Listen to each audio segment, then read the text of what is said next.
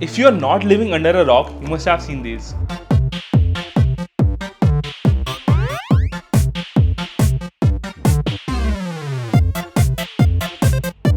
Yeah, these shitty little games with no real game mechanics. Usually, a good game is like a movie. You get hooked onto it after watching the trailer and you give your time to actually play and understand the storyline, the characters, and all the levels or challenges build up to that one climax, where you see the result of gaining skills, learning hacks, and most importantly, giving it your time.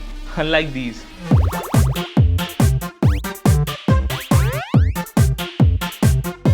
Now you see, instead of working to get rewards like in good games, hyper casual games just give you dopamine hit after dopamine hit until you get addicted to completing levels which are never more than a minute long, with no real challenges as well. These games are designed so the tutorial is never more than a few words long, or the gameplay is purposely dumbed down enough so that you can understand the game just by randomly tapping the screen. And the difficulty can never exceed easy.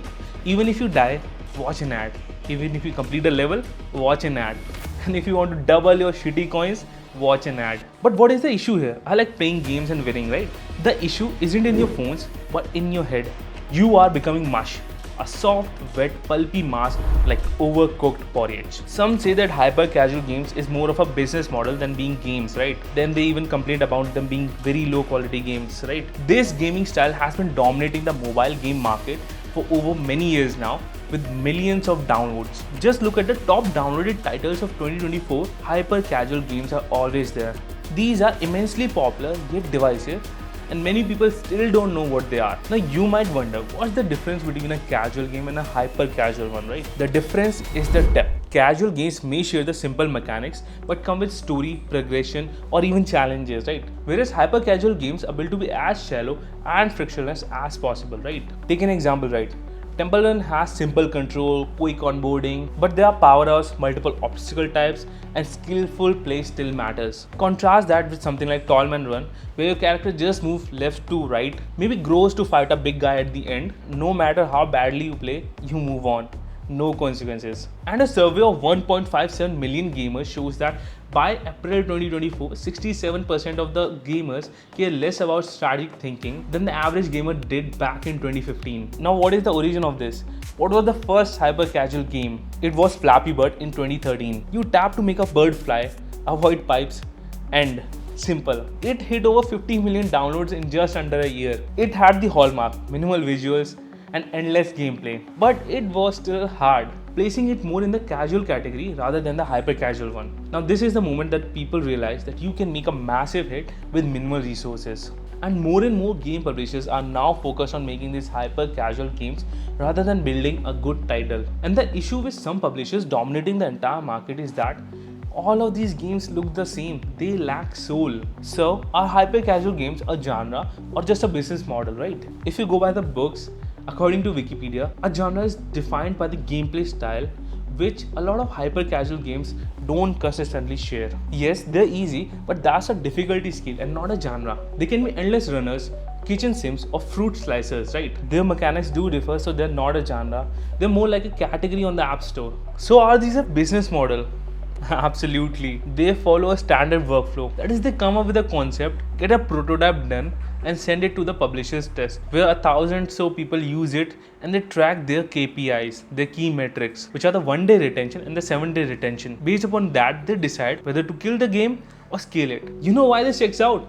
Because the global hyper casual gaming market was around $14.61 billion in 2024.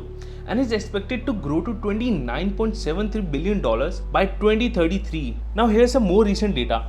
Between Feb 24 and Feb 25, these games have got 1.1 trillion impressions, 35 billion clicks, and 2.4 billion installs. So yes, this gaming industry is huge. Now what are the goals of these hyper casual game publishers, right? They want to attract the widest possible audience, ensure that this game is playable on every device, It has an easy gameplay, usually under a minute. Ugly animations are okay for them, right? But one most important thing is that they want to keep ads everywhere. After you complete a level, there is a pop-up ad. After you die, watch an ad to continue. You want bonus points? Watch an ad. And sometimes when you open up the game, there's an ad. And oftentimes you get stuck with these floating ad bubbles where you will watch ad tap after tap. And yes, this may be exaggerated, but you really do spend more time watching ads than playing the actual game. These games function more like an ad delivery network rather than entertainment. Some even block offline play just so you can watch an app after launching the game. So that is how you get a video ad, an audio ad, a game ad inside of a game, and an upgrade screen which you can upgrade, and the game will change nothing except there will be no ads. Now you know that these games follow a pattern, some sort of formats, right?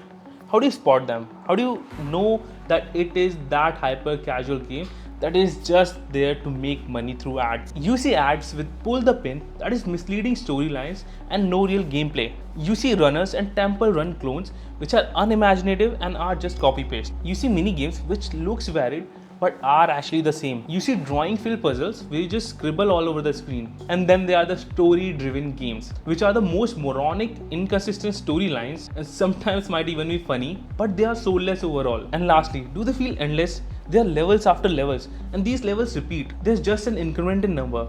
That is all fake progress. So if these games are that badly designed, there are ads everywhere, so why do people play them? Because these games are convenient, short and very low commitment. Heck, you can even play them while being bored or doing multitasking. So the ads are just a nuance but are expected. So this is why mobile gamers differ from the PC or console gamers. It's like choosing to watch TikTok over a movie. Preferences do matter. So why does it even matter? Are these games harmful or bad in any way? They contain misleading or scammy ads most of the time. These have upfront paywalls which are mislabeling the free games. And lastly, these contain inappropriate behaviors that specifically target kids in a harmful way. Overall, hyper casual games do introduce new players to game. These are just a gateway drug, but their ad practices and content quality do real harm. So what does that mean? Are they here to stay? Most probably yes. Even we will see the rise of ultra casual or hybrid casual games with one main goal: to squeeze the profit out. So this was my viewpoint on the hyper casual gaming market. I would love to know your viewpoints on it. Please let me know down below in the comments, and don't forget to subscribe this channel